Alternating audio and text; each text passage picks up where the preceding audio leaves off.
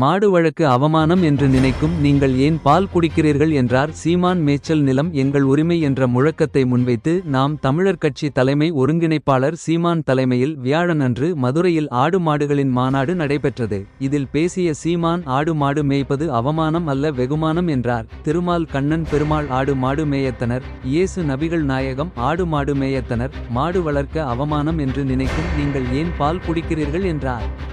எடப்பாடி பழனிசாமி கண்டித்து ஜூலை 14 கோவையில் கண்டன ஆர்ப்பாட்டம். திமுக மாணவர் அணி அதிமுக பொதுச் செயலாளர் எடப்பாடி பழனிசாமி கண்டித்து ஜூலை 14ஆம் தேதி கோவையில் கண்டன ஆர்ப்பாட்டம் நடத்தப்படும் என திமுக மாணவர் அணி செயலாளர் ராஜீவ்காந்தி அறிவித்துள்ளார். அறநிலைத்துறை மூலம் கோவிலுக்கு வரும் பணத்தை எடுத்து கல்லூரி கட்ட பயன்படுத்துகிறார்கள் என பழனிசாமி பேசிய ஒரு நாளுக்கு பின் அந்த அறிவிப்பு வந்துள்ளது. உபரி நிதியிலிருந்து கல்வி நிலையங்கள் அமைக்கலாம் என்பது அறநிலைத்துறை சட்டமாகும்.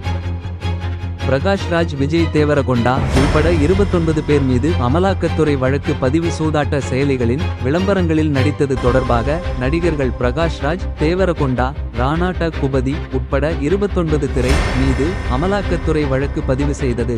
ஹைதராபாத், விசாகப்பட்டினத்தில் ஜீட் வின், பரிமேட்ச் போன்ற சூதாட்டச் செயலிகள் மூலம் சட்டவிரோத பண பரிமாற்றம் நடந்ததாகவும் அதன் விளம்பரங்களில் நடிக்க பிரபலங்களுக்கு பெரும் தொகை வழங்கப்பட்டதாகவும் புகார் எழுந்தது.